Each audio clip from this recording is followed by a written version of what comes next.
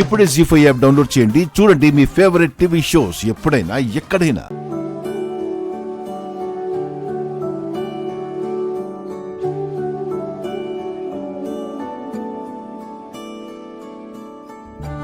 భోజనం చేద్దాం రండి. అవని ఒక్క నిమిషం. ఇంకా మనం దూరం ఉన్నట్టు రండి అని అంటావేంటి? ఇక నుంచి నువ్వు నన్ను రండి అని కానీ సార్ అని కానీ పిలవాల్సిన అవసరం లేదు. ఇంతకు ముందులా చక్కగా బావా అని పిలవచ్చు. ఇంతకు ముందులా ముద్దులు పెట్టుకోవచ్చు, కౌగిలించుకోవచ్చు, ఇంకా ఏమైనా చేసుకోవచ్చు. వదలండి, వదలండి.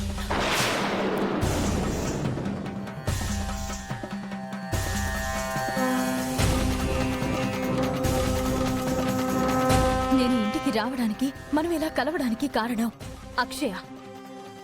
అందుకే వచ్చాను, అంతేకాని అన్నీ మర్చిపోయి రాలేదు. అక్షయ్కి నాకు మధ్య ఏం జరిగిందంటే, కావేరి వలన, నిహారిక వలన, బంటు శౌర్యల వలన నువ్వు చాలా ఇబ్బంది పడుతున్నావు కదా. నీ విషయంలో నేను ఒక నిర్ణయం తీసుకున్నాను. నా మాట వింటావా? ఏంటో చెప్పండి మేడం. మీరు చెప్పే దాంట్లో నాకేదైనా ఇబ్బంది ఉంటే చెప్తాను. నువ్వు నాతో పాటు నా ఇంటికి వచ్చేస్తావా? నిన్ను నా కన్న బిడ్డలా చూసుకుంటాను. ఏం ఆలోచిస్తున్నావు? నేను బాగా చూసుకుంటాను అని నీకు నమ్మకం లేదా? ఉంది మేడం. మీ తాతయ్య వాళ్ళని విడిచిపెట్టి రావడానికి బాధగా ఉందా? మీరు అడిగింది చెప్తే తాతయ్య వాళ్ళు సంతోషిస్తారు కూడా. మరి నువ్వేం ఆలోచిస్తున్నావు? మీ ఇంటికన్నారు కదా, మీ ఇల్లు అంటే మా అక్క వాళ్ళ ఇల్లు. అది మీ ఇల్లు ఎలా అవుతుంది? అది మీ పుట్టినిల్లు కదా. మెట్టినిల్లే మీ ఇల్లు అవుతుంది. మీతో రావడానికి నాకు ఎలాంటి అభ్యంతరము లేదు. కానీ నాకు కోరికుంది. ఏంటది? ముందుగా మీరు శ్రీకర్ సార్ కలవాలి.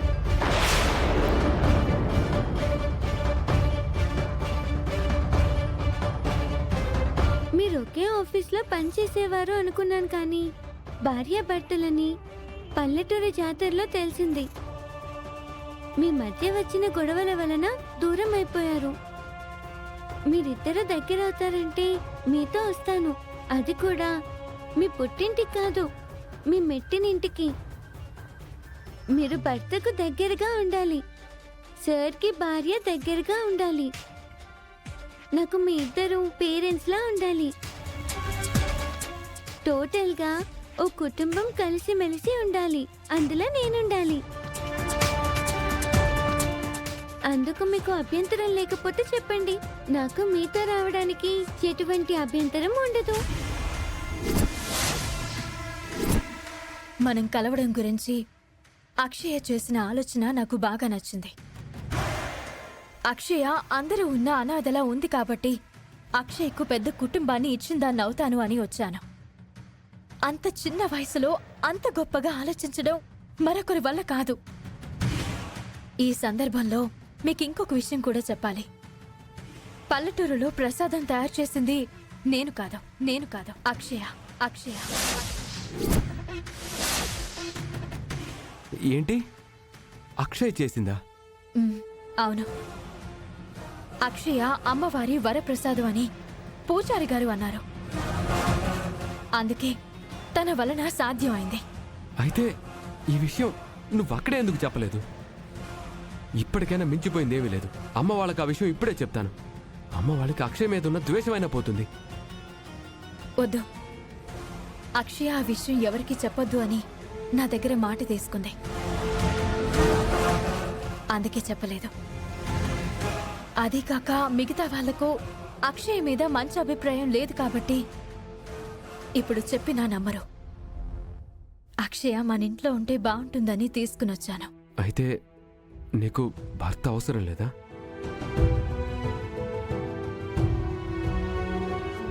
బావున్నారా? మేం బాగానే ఉన్నాం. మీకేమైంది? వీల్ చైర్లో ఉన్నారు.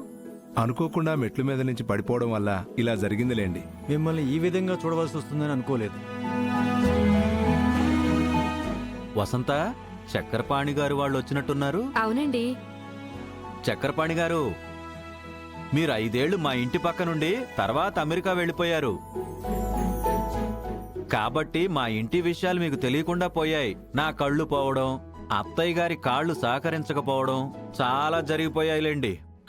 ఎలా ఉన్నారు? షార్ట్ కట్ లో షార్ట్ ఫిలిం లో ఎందుకు చెప్తున్నావు బావా? మన ఇంటి విషయాలన్నీ పూస్తో గుచ్చినట్టు చెప్పు. అన్నయ్య అవకాశం ఇస్తే డైలీ సీరియల్లా మొత్తం చెప్పుకుంటూ కూర్చుంటారు. నమస్కారం అండి. నమస్కారం అమ్మా. చాలా కాలం తర్వాత వచ్చారు.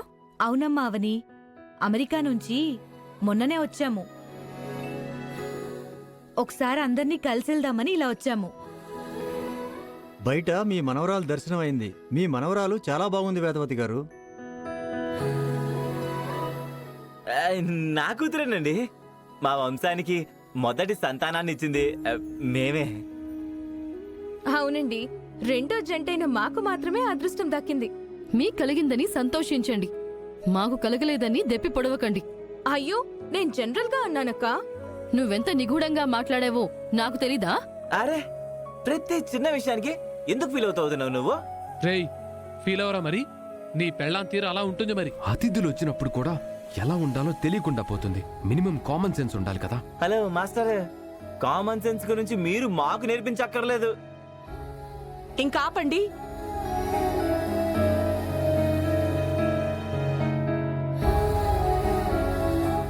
మీ ఇంటి సమస్యలు ఇంకా తీరినట్లేవు. ఏది ఏమైనా మీ మనవరాలు మాత్రం మాకు బాగా నచ్చింది. అంత బాగా నచ్చిందా? నా లెక్క ప్రకారం నచ్చకూడదే. నువ్వు నోర్మై. నిహా,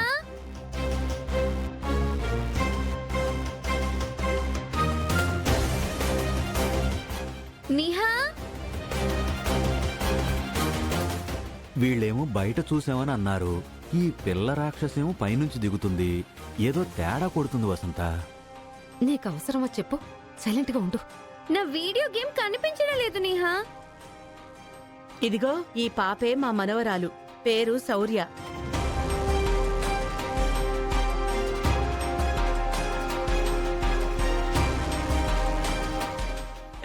ఇదిగోండి, నా కూతురు ఫ్యూచర్ లో మా అమ్మ స్థానంలోకి వెళ్తుంది. ఈ వంశానికి ఏకైక మనవరాలు మా శౌర్యనే. మేం చూసింది ఈ పాప కాదండి. మరింకెవరిని చూశారు? ఇదిగో ఈ పాపను చూసాం.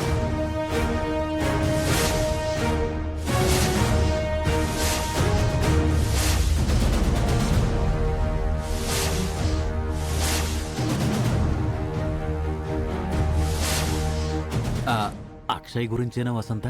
అవునండి. ఏదో తిరకాసుందని అన్నాను కదా, అలాగే జరిగింది. తులసికోట దగ్గర శ్లోకం ఎంత బాగా పాడింది అనుకున్నారు? ఇంత పద్ధతి గల పాపే మీ మనవరాలు అయి ఉంటుంది అనుకున్నాం. కాదా? మరి ఈ పాప ఎవరు? దీని పేరు అక్షయ, మా ఇంట్లో పని మనిషి.